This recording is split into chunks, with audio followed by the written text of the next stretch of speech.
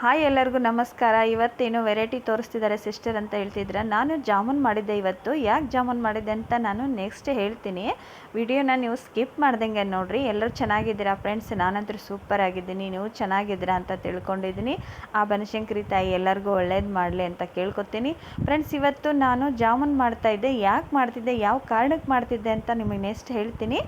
ಇವಾಗ ನೋಡಿರಿ, ನಾನು ಒಂದು MTR ಜಾಮೂನ್ ಪಾಕೆಟ್ ತೊಗೊಂಡಿದ್ದೆ.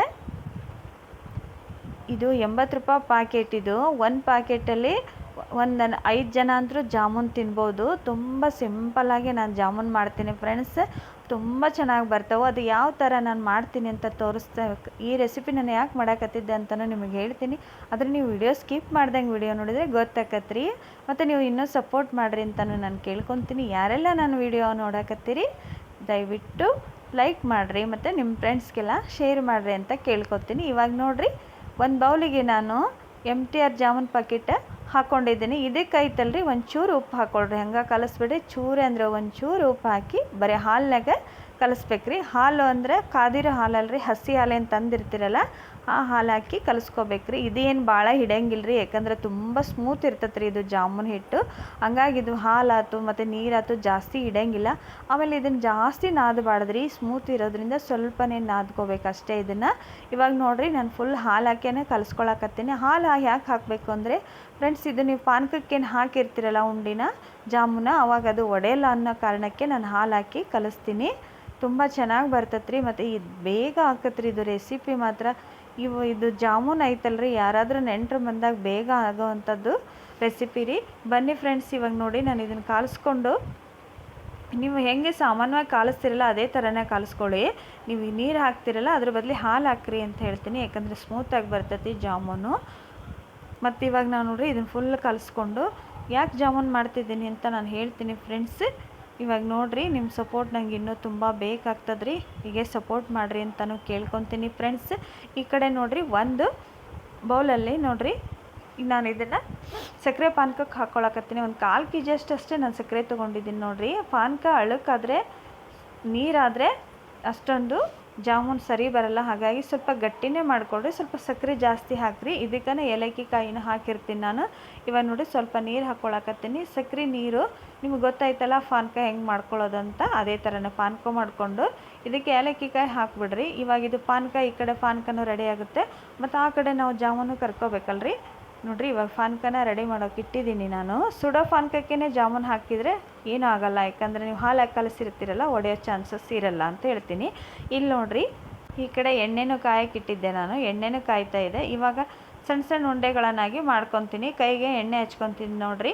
ನಿಮ್ಗೆ ಯಾವ ಸೈಜಲ್ಲಿ ಬೇಕೋ ಆ ಸೈಜಲ್ಲಿ ಉಂಡೆ ಮಾಡ್ಕೋಬೇಕು. ಸಣ್ಣದು ಬೇಕಾದರೆ ಸಣ್ಣದು, ದೊಡ್ಡದು ಬೇಕಾದರೆ ದೊಡ್ಡದು ಮಾಡ್ಕೋಬೇಕು. ನಾನು ಈ ಸೈಜಲ್ಲಿ ಮಾಡಿಕೊಂಡು ತೋರಿಸ್ತಿದ್ದೀನಿ ನೋಡಿರಿ. ಇದೇನು ಬೇಗ ಆಗುತ್ತೆ ಫ್ರೆಂಡ್ಸ್ ಇದು.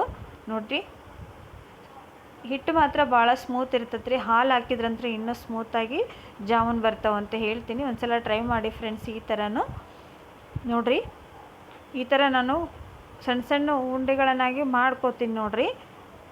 ನಿಮಗೆ ದೊಡ್ಡದು ಬೇಕಾದರೆ ದೊಡ್ಡ ಸೈಜ್ ಮಾಡಿಕೊಡ್ರಿ, ಸಣ್ಣ ಸೈಜ್ ಬೇಕಾದರೆ ಸಣ್ಣ ಸೈಜ್ ಮಾಡಿಕೊಡ್ರಿ. ನಾನು ಮೀಡಿಯಮ್ ತೊಗೊಂಡಿದ್ದೀನಿ ನೋಡಿರಿ. ನೋಡಿರಿ, ಈ ಥರ ಉಂಡೆ ಮಾಡಿಕೊಂಡ್ರೆ ಎಷ್ಟು ದೊಡ್ಡದಾಗುತ್ತೆ ಅಂತೀರಾ ಪಾನಕದಲ್ಲಿ ಹಾಕೋತ್ತಿಗೆ. ನಿಮಗೆ ತೋರಿಸ್ತೀನಿ ತಡ್ರಿ ನಾನು. ತುಂಬ ದೊಡ್ಡದಾಗುತ್ತೆ ಅದು. ನೀವು ಹಸಿ ಹಾಲು ಹಾಕ್ಬೇಕು ನೋಡಿರಿ, ಮತ್ತು ಕಾದು ಆರಿಸಿದ ಹಾಲು ಹಾಕೋಕ್ಕೆ ಹೋಗ್ಬೇಡ್ರಿ. ಹಾಲು ಏನು ತಂದಿರ್ತೀರಲ್ಲ ಪ್ಯಾಕೆಟು, ಆವಾಗಲೇ ಇದನ್ನು ಸ್ವಲ್ಪ ಎತ್ತು ಇಟ್ಕೊಂಡು ಜಾಮೂನಿಗೆ ಹಾಕಿ ಕಲಿಸ್ಬಿಡ್ರಿ. ಎಣ್ಣೆ ಗಿಣ್ಣೆ ಏನೂ ಹಾಕೋಕ್ಕೆ ಹೋಗ್ಬೇಡ್ರಿ ಫ್ರೆಂಡ್ಸ್, ಚೆನ್ನಾಗಿ ಬರಲ್ಲ. ಹಾಲು ಮತ್ತು ಸ್ವಲ್ಪ ಉಪ್ಪು ಹಾಕಿ ಕಲಿಸ್ಕೊಳ್ರಿ. ಇದು ಸ್ಮೂತ್ ಇರೋದ್ರಿಂದ ಜಾಮೂನ್ ಹಾಲು ಹಾಕಿದ್ರಿ ಇನ್ನೂ ಚೆನ್ನಾಗಿ ಬರುತ್ತೆ ಅಂತ ನಿಮಗೆ ತೋರ್ಸಕತ್ತೀನಿ. ಬನ್ನಿ ಫ್ರೆಂಡ್ಸ್, ಇವಾಗ ನಾನು ಉಂಡೆ ಎಲ್ಲ ಮಾಡ್ಕೊತಿದ್ದೀನಿ. ಎಷ್ಟು ಬೇಕಷ್ಟು ಮಾಡಿಕೊಂಡು ನಿಮಗೆ ತೋರ್ಸೋಕ್ಕಷ್ಟೇ ನಾನು ತೋರಿಸ್ತಿದ್ದೀನಿ ನೋಡಿರಿ. ಇವಾಗ ನೋಡಿರಿ, ರೆಡಿ ಆಯ್ತು. ಇವಾಗ ಈ ಕಡೆ ಎಣ್ಣೆನೂ ಕಾದಿತ್ತು, ಎಣ್ಣೆಗೆ ಹಾಕ್ಬಿಡ್ತೀನಿ ನೋಡಿರಿ. ನಾನೇನು ಫಸ್ಟಿಗೆ ಮಾಡ್ಕೊಂಡು ಇಟ್ಕೊಂಡಿದ್ದೆಲ್ಲ ಅದನ್ನೇ ಹಾಕ್ಬಿಡ್ತೀನಿ ನೋಡಿರಿ. ತುಂಬ ಚೆನ್ನಾಗಿ ಬರ್ತಾವ್ರಿ ಇವು. ಒಂದ್ಸಲ ಟ್ರೈ ಮಾಡಿ ನೋಡಿರಿ ನೀವು ಈ ಥರ ಜಾಮೂನ. ನೋಡಿರಿ, ಈ ಕಡೆ ಪಾನಕನೂ ಬಿಸಿ ಪಾನಕ ರೆಡಿಯಾಗಿತ್ತು. ಅದೇನು ನೀವು ಎಣ್ಣೆಗೆ ತೆಗೆದು ಇದಕ್ಕೆ ಡೈರೆಕ್ಟ್ ಹಾಕ್ಬಿಡ್ರಿ. ಆರಿದ ಮೇಲೆ ಹಾಕ್ತೀರಿ ಒಬ್ಬೊಬ್ಬರು, ಅದಕ್ಕೇನು ಆಗಂಗಿಲ್ಲ, ಯಾಕಂದರೆ ನಾವು ಹಾಲು ಹಾಕಿರೋದ್ರಿಂದ ಒಡೆಯಂಗಿಲ್ಲ ಅವು. ಡೈರೆಕ್ಟ್ ಎಣ್ಣೆಗೆ ತೆಗೆದು ಇದಕ್ಕೆ ಹಾಕ್ಬಿಡ್ರಿ. ತೋರಿಸ್ತೀನಿ ನೋಡಿ ನಾನಿವಾಗ. ನೋಡಿ, ಇವಾಗ ನಾನು ತೆಗೆದು ಡೈರೆಕ್ಟ್ ಹಾಕ್ಬಿಡ್ತೇನೆ ನೋಡಿರಿ. ಈ ಥರ ಕರ್ಕೊಂಬಿಡಿ ನೋಡಿರಿ. ನೀವು ಎಷ್ಟು ಕೆಂಪಾಗಿ ಕರಿತೀರಲ್ಲ ಅಷ್ಟು ಚೆನ್ನಾಗಿ ಬರುತ್ತೆ ನೋಡಿರಿ. ಇವಾಗ ನಾನು ಪಾನಕದಕ್ಕೆ ಅಷ್ಟು ಹಾಕಿದ್ದೀನಿ, ಏನಿಲ್ಲ ಅಂದರೂ ಮಿನಿಮಮ್ ಒಂದು 15 ನಿಮಿಷ ಒಂದು ಪ್ಲೇಟ್ ಮುಚ್ಚಿ ಇಟ್ಬಿಡೋಣ. ಸಖತ್ತಾಗೆ ಬರ್ತಾವೆ ನೋಡಿರಿ ಜಾಮೂನ್. ತೋರಿಸ್ತೀನಿ ನಿಮಗೆ ಎಷ್ಟು ದೊಡ್ಡದಾಗಿದ್ದಾವೆ ಅಂತ. ನಾನು ಯಾಕೆ ಜಾಮೂನ್ ಮಾಡಿದ್ದೆ ಅಂತ ಹೇಳ್ತೀನಿ ನೋಡಿರಿ. ಇವತ್ತಿಗೆ ನಮ್ಮ ಮದುವೆ ಆಗಿ 16 ವರ್ಷ ಆಯಿತು. ಅದಕ್ಕೆ ನಾನು ಮನೆಯಲ್ಲೇ ಮಾಡಿದ್ದೆ, ಬೇಕ್ರಿಲಿ ಏನು ಥರದ ಸ್ವೀಟ್ ಅಂತೇಳಿ. ಫ್ರೈಡ್ ರೈಸ್ ಮಾಡಿದ್ದೆ ಮತ್ತು ಕೇಕು ನಾನು ನಿಮಗೆ ರೆಸಿಪಿ ಹಾಕಿದ್ದೀನಿ ಮತ್ತು ಫ್ರೈಡ್ ರೈಸು ಹಾಕಿದ್ದೆ. ಜಾಮೂನ್ ಅಷ್ಟೇ ಹಾಕಿರಲಿಲ್ಲ. ಫ್ರೈಡ್ ರೈಸು ಮತ್ತು ಕೇಕು ಜಾಮೂನ್ ನಾನು ಮನೆಯಲ್ಲೇ ಮಾಡಿದ್ದೀನಿ ನೋಡಿ ಫ್ರೆಂಡ್ಸ್. ಈ ವಿಡಿಯೋ ಇಷ್ಟ ಆದರೆ ಒಂದು ಲೈಕ್ ಮಾಡಿರಿ. ನಮ್ಗೆ ಎಲ್ಲರೂ ನಿಮ್ಮ ಆಶೀರ್ವಾದ ನಮಗಿರಲಿ ಅಂತ ನಾನು ಕೇಳ್ಕೊತೀನಿ. ನಿಮ್ಮ ಆಶೀರ್ವಾದನೂ ನಮಗೆ ಬೇಕು ಅಂತ ಕೇಳ್ಕೊತೀನಿ ರೀ. ನಮ್ಮದು ಮದುವೆ ಆಗಿ 16 ವರ್ಷದ್ದು ಆಗಿತ್ತಲ್ಲ, ಅದಕ್ಕೆ ಮತ್ತೆ ಯಾಕೆ ಬೇಕ್ರಿಲಿ ತರೋದು ಅಂತೇಳಿ ನಾನು ಮನೆಯಲ್ಲೇ ಕೇಕು ಮತ್ತು ಜಾಮೂನ್ ಫ್ರೈಡ್ ರೈಸ್ ಮಾಡಿದ್ದೆ. ಈ ವಿಡಿಯೋ ಇಷ್ಟ ಆದರೆ ನೀವು ನನಗೆ ಲೈಕ್ ಮಾಡಿರಿ ಮತ್ತು ಸಪೋರ್ಟ್ ಮಾಡಿರಿ ಅಂತ ನಾನು ಕೇಳ್ಕೊತೀನಿ. ಯಾರಿಗೆಲ್ಲ ನನ್ನ ಜಾಮೂನ್ ರೆಸಿಪಿ ಇಷ್ಟ ಆಗೈತಿ ಒಂದು ಲೈಕ್ ಕೊಡಿ ಫ್ರೆಂಡ್ಸ್. ಮತ್ತೆ ಸಿಗ್ತೀನಿ. ಏನಾದರೂ ತಪ್ಪಿದ್ರೆ ಕ್ಷಮಿಸಿ.